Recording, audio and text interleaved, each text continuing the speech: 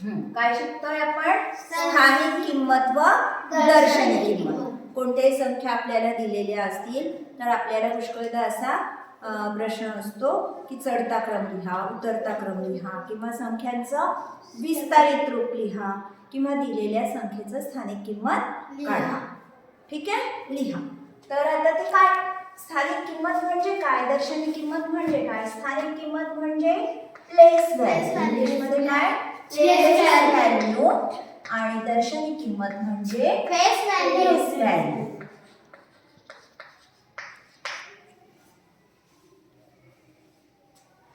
ठीक आहे, place value आणि फेस व्हॅल्यू. ठीक. आता समजा एखादी संख्या आपल्याला दिलेली आहे 95,234. समजा आपण संख्या घेऊ 95,234. ह्या संख्येमधल्या सगळ्या अंकांची आपल्याला स्थानिक किंमत काढायची आहे. ठीक आहे. तर आता स्थानिक किंमत काढायची म्हणजे आधी आपल्याला या संख्येतल्या सगळ्या अंकांचं काय लिहावं लागेल? आधी स्थान ओळखावं लागेल. बरोबर? सगळ्या अंकांचं आधी स्थान आपल्याला माहिती करावं लागेल. 4चं स्थान कोणतं आहे सांगा? युनिट, किंवा ह्यालाच मराठीत म्हणतो एकक. 3चं काय आहे? टेन्स, मराठीत ह्यालाच म्हणतो दशक. 3चं काय आहे? 100, मराठीत म्हणतो शतक. बरोबर? एकक, दशक, शतक, हजार म्हणजे 1000. बरोबर? मराठीत हजार. आणि हे आहे दशहजार, 10,000. काय आहे? 10,000. मराठीत दशहजार. ठीक आहे. आता ह्या सगळ्या स्थानांवरून आता 4ची किंमत काय? एकक आहे, म्हणून या 4ला आपण कितीने गुणू? कशाने गुणू? 1 ने. किती येईल उत्तर? 4 एकक 4. बरोबर? मग आहे 3. 3ला कशाने गुणू? 10. हो ना, दशक स्थानी येतील म्हणून 3ला कशाने गुणू आपण? 10. 3 गुणिले 10 30. ठीक आहे, म्हणजे 4ची स्थानिक किंमत आली 4, 3ची स्थानिक किंमत आली 30. 2ची काय? 2ला कशाने गुणावं लागेल सांगा बरं? 2 कोणत्या स्थानावर आहे? शतक. मग 2ला कितीने गुणू? 100नी. 2ला 100नी गुणलं तर काय येईल? 200 येईल. बरोबर? आता काय आहे? 5 कोणत्या स्थानावर आहे? 1000 स्थानावर आहे, 1000 स्थानावर आहे. मग 5ला कितीने गुणायचं? 1000नी गुणायचं. 5ला 1000नी गुणलं तर काय येईल? 5000. ठीक आहे. मग काय आहे? 9 आहे. 9 आहे. मग 9 कोणत्या स्थानावर आहे? 10,000. हो ना, 10,000. मग आता 9ला कशाने गुणू? 10,000. Very good. कितीने गुणायचं? 10,000. 9ला 10,000ने गुणलं तर किती येईल? 90,000. Very good. 90,000. या काय आल्या सगळ्या? प्लेस व्हॅल्यू किंवा स्थानिक किंमत. इथे जरी आपल्याला 5 दिसत असलं तरी 5 काय आहे? 5,000 आहे. 5 काय आहे? 5,000.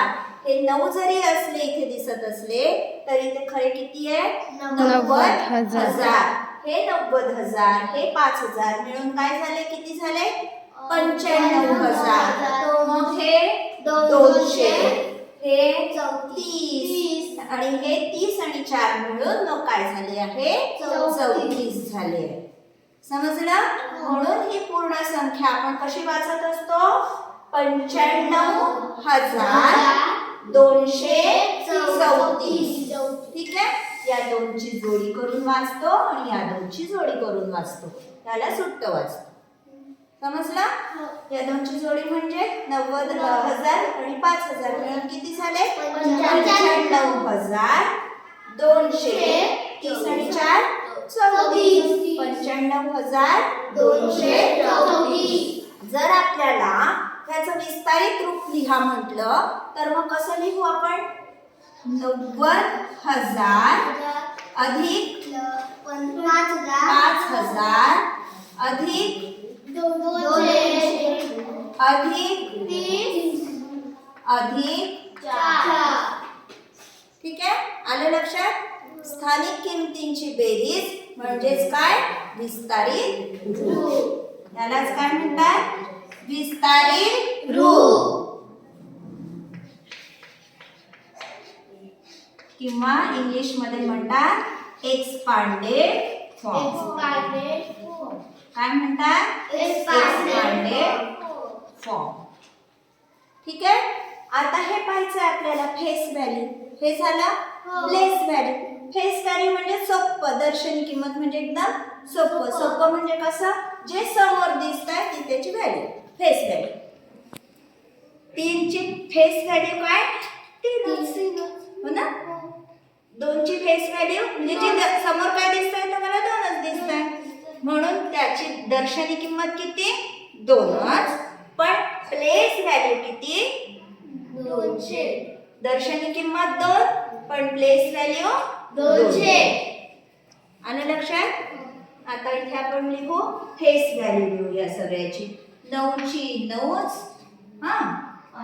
5 ची 5, 2 ची 2,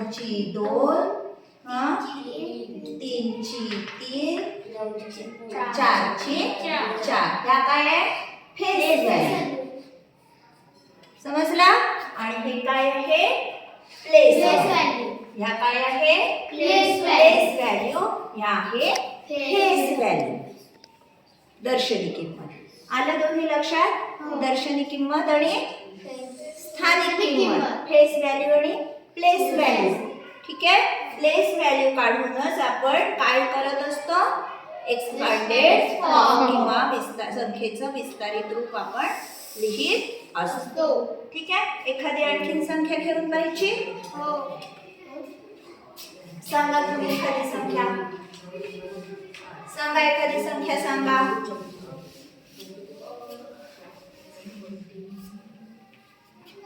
सांगा एखादी संख्या सांगा ना. 500.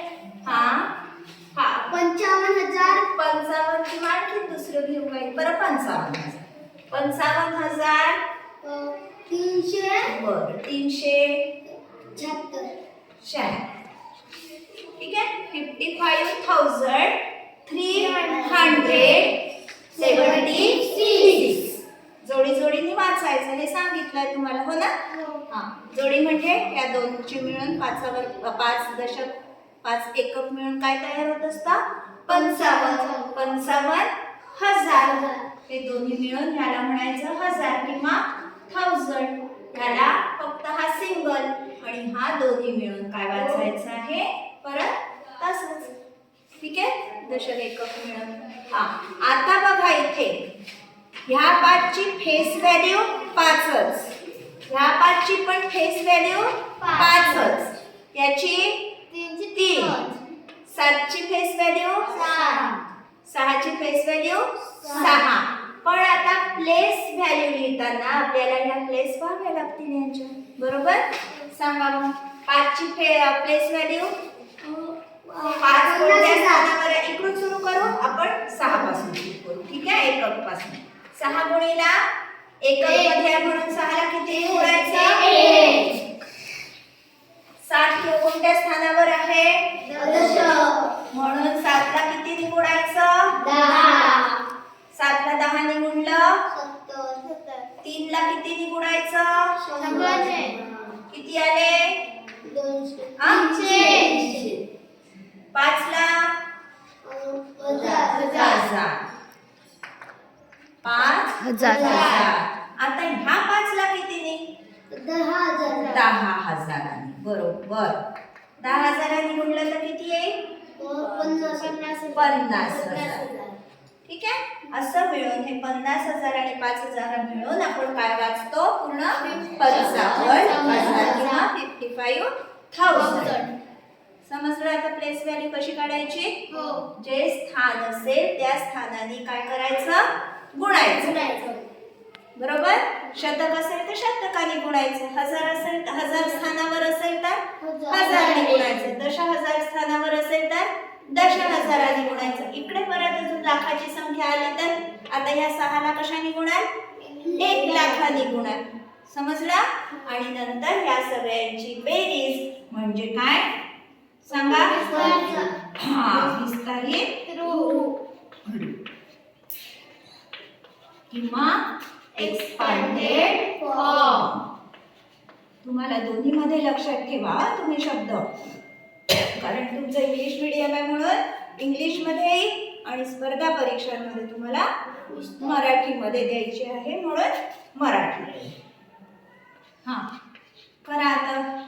50,000 अधिक 5,000 अधिक 300 अधिक 7 अधिक 6.